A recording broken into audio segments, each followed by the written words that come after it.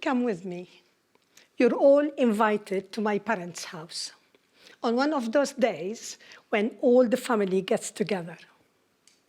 It can be Christmas, Easter, or one day when one of my brothers come back to visit. Come in. Our living room and dining room is just one big space. Our dining table normally is by the side of the wall. But on those days, it's moved to the center of the room so we can fit more people around. Look at the table. My mom filled it with plates of all sorts and shapes and sizes, of food and dishes and recipes that she knows that everyone likes. Smell the aroma of herbs, spices, that makes waiting to sit down and eat so difficult. And listen to the noise. We're loud. We speak all at the same time, too. Listen to the chats, laughter, arguing sometimes, yeah? And the best part of it all is when my cousin Yusuf burst into songs. Those memories are in my head and in my heart, and they shape the way I feel about food and I think about food. Thanks for coming with me to this memory. Now,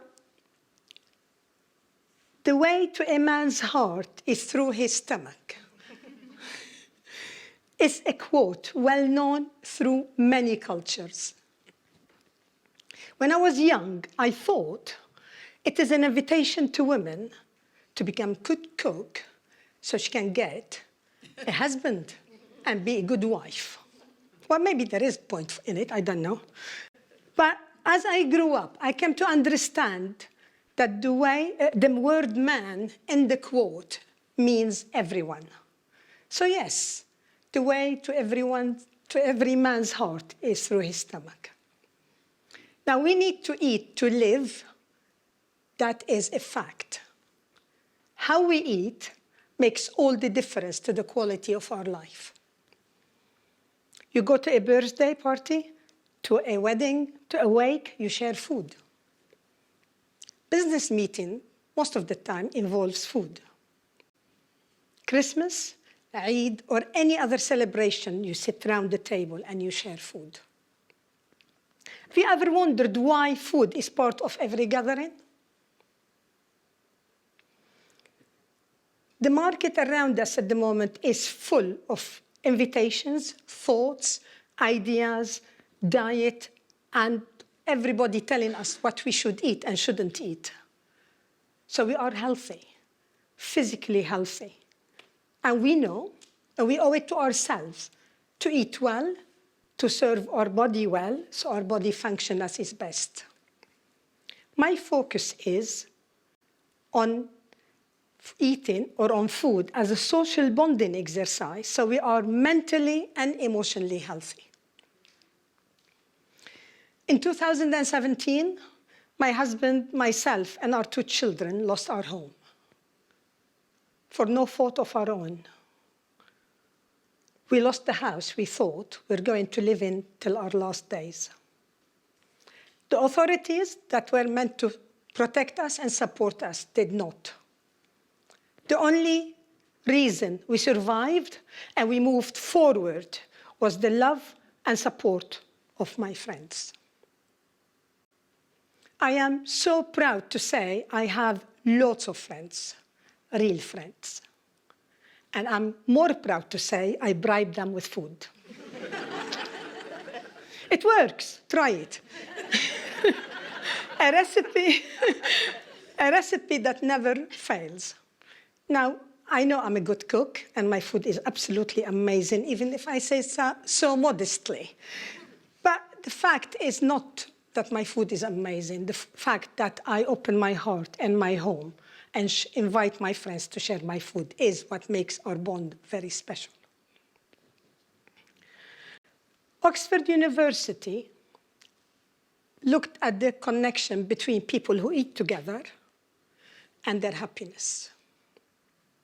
Data collected by at a national survey by the Big Lunch looked at the link between people who eat together, their happiness, number of their friends, engagement with the community, and their general feel of well-being. All of this proved that social eating increases social bonding and a general feel of well-being, and enhances one's sense of contentment and belonging. Have you ever wondered why food is part of every gathering? Because food touches on two of our basic human needs: nourishment and belonging. Our food culture at the moment is in crisis and is getting worse and worse. More than ever in the history of a human, there is adults who live on their own. And we all know when you live on your own, food is not joyful. There is many adults who work long hours and long days. So when they come home, they're exhausted. And when you're exhausted, last thing you want is to go to the shop, buy fresh ingredients, and come and cook a nice meal and enjoy it. They are exhausted. They haven't got even the inclination to socialize, to knock at the neighbor's door and have a coffee or chat, to be who they're meant to be in their relationship every day, to be a good mom, a good father, or brother, or whoever they live with socially. We eat on the run. We eat distracted by our gadgets. Look in every home, every cafe, restaurant. We pay money to go and eat out, and all we're going on our phone. And although we're physically together, we're actually not together. We're not connected. We're not engaging with each other. We're very busy. We haven't got time. Have you tried meeting up with a friend for a coffee? 3 weeks, if you're lucky. If you're lucky. All the gadgets that have been invented to give us more time and make us more free, washing machine, microwave, cars, did they give us time? No. We absolutely haven't got time. But also, we're rushing all the time. We're very busy, we're rushing and rushing and rushing. We humans haven't developed enough to cope with this fast pace of life. No wonder we are burnt out. We're stressed, we're anxious. 1 in 6 of us in the latest research showed to admit to have a mental health related issue. On top of the list, anxiety and stress. And we all know that loneliness is a big problem in our community and society. So, what is the solution? I've got it. It's simple. Solution is simple. It's possible and it's affordable.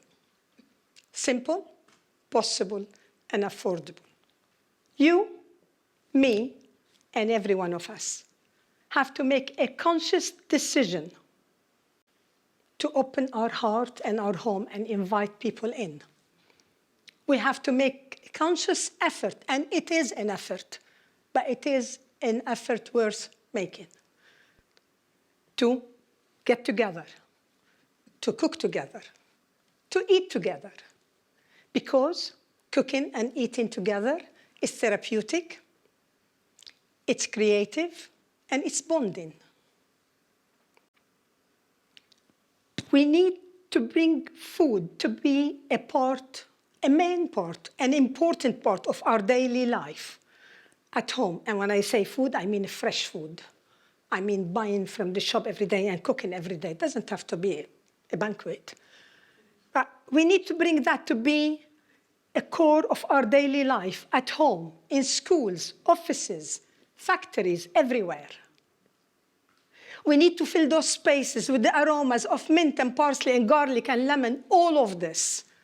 So our food become food for our body and our soul. So yes, the way to everyone's heart is through their belly. The way to everyone's heart is through their belly. And to quote Bob the Builder, can we do it? Yes, we can. Thank you.